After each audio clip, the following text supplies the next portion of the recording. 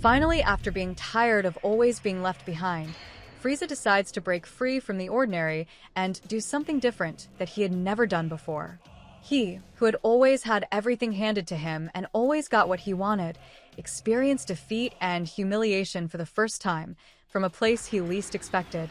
Even though he had knowledge of and a great fear of the legendary Super Saiyan, he never believed it could actually come true. After all, he had destroyed the planet of those warriors who could cause him problems in the future. But truly, he would be at peace to this day if it weren't for the quick thinking of Bardock, father of Kakarot. Goku, the protagonist and the first to transform into a Super Saiyan in the Z Saga, bringing terror to Frieza. Speaking of firsts, be the first to transform into a Super Saiyan by subscribing to the channel, leaving your like, and also ringing the bell. Among the surviving members of the Saiyan race, Goku, the least likely to be the first to access such power as a low-class warrior, managed to transform. And as time went by, as you already know, I'm talking about none other than the great Emperor of Evil in Universe 7, Frieza. With his newest transformation, he wants to repeat the training that got him into this form, using the time chamber he found on one of the planets he conquered. But this time, he wants to take someone with him, forcibly. Just like in the movie where he uses one of his henchmen as a guinea pig for training, this time, he'll search for someone who can withstand his new form, at least if used correctly. A warrior who is progressing a lot over time and recently gained access to part of his power. Can you guess who it is? One more hint. He really seems to have the aura of a beast. Without further ado, comment below if you figured it out, and let's jump into the video. Frieza, seeing that his power is no longer evolving, and even though he's currently stronger than Goku and Vegeta, he needs much more for his current plan to succeed. This was revealed at the end of his appearance, where he says that his plan is bigger than the Saiyans. So, he needs to get stronger and test his new power. Goku, Vegeta, and Gas couldn't handle him. He defeated them all quickly. So, what way would he have to train his new power? After all, since his plan is bigger, he must have something in mind, and one insane idea might be to have someone by his side to help him train. He couldn't think of anyone until something came to mind. He, who recently achieved his berserker form of the legendary Super Saiyan, BROLY, whom Frieza himself tried to use for his revenge against Goku. Frieza already faced BROLY, and in a matter of minutes, BROLY was already surpassing Frieza's golden form. So Frieza might think of a way to use him again, perhaps by kidnapping his friends and forcing BROLY to comply. But he would encounter someone in his way, a lover? Beerus, it seems, has fallen for BROLY's friend, Chi, as shown in the manga. This would complicate Frieza's plans, and Beerus would stop him, even preventing him from using BROLY, because Chi might ask Beerus for help. Frieza would try this, but he would surely end up frustrated because he wouldn't expect something like this, a god's love for a mortal messing up his plans once again. Frieza would be defeated once more, in a humiliating way. Or perhaps Whis and Beerus would agree that BROLY and Frieza could fight right there, to test both of their current powers. And to everyone's surprise, Frieza, who seems to want to take Beerus's place as the god of destruction in the wrong way, would enter the fight properly after defeating BROLY. Beerus would invite him to be one of the candidates for the position, then revealing who the others are. Surprisingly, Frieza, now being a candidate, would see a faster path to the ascension of his plans and accept Beerus's offer. Well, in Dragon Ball, anything is possible, and who knows, this might actually happen. I even hope it does. Maybe in a different way, he could be introduced as a candidate. Comment your thoughts below. Everyone knows Frieza, right? We know he's one of the most iconic villains in the Dragon Ball series.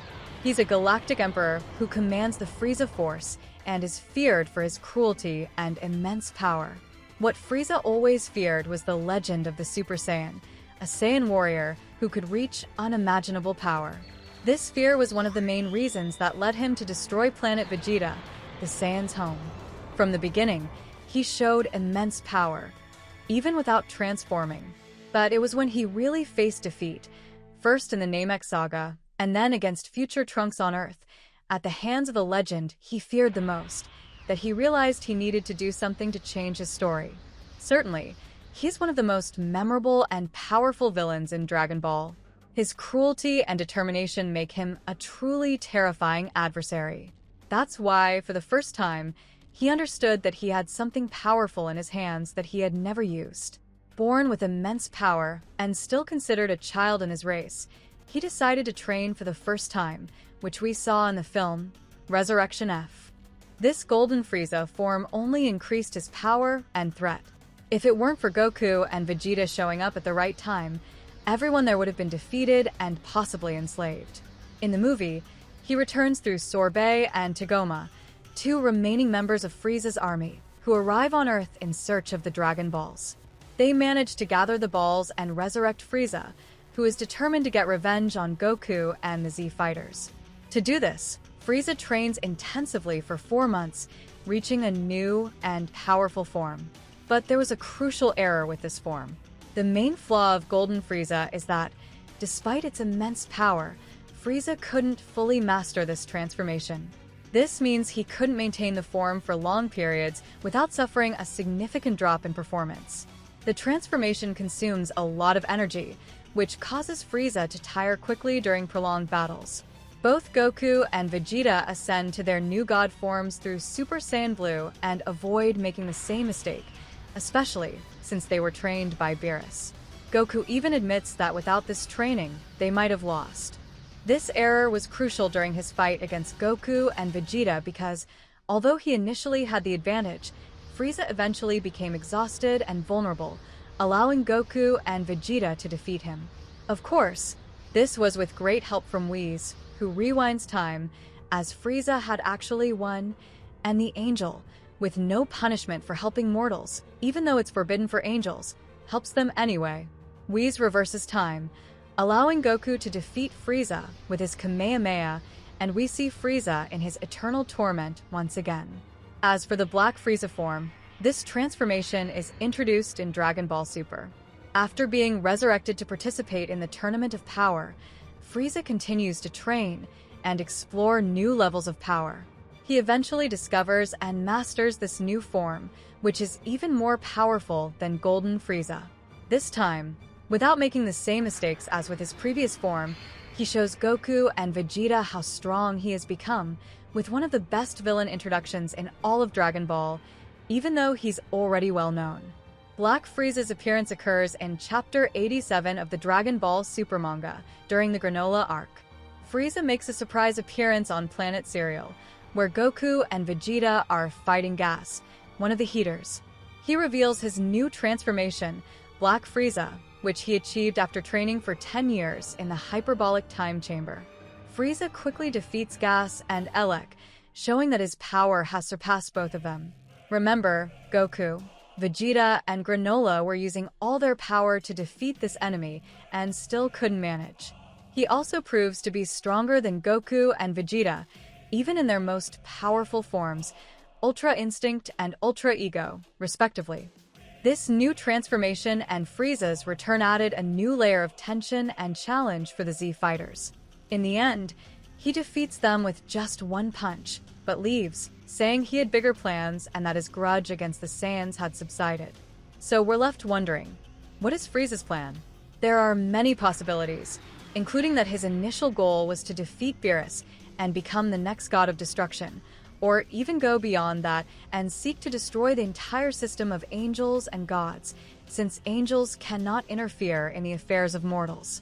So, theoretically, he could simply eliminate the gods of destruction.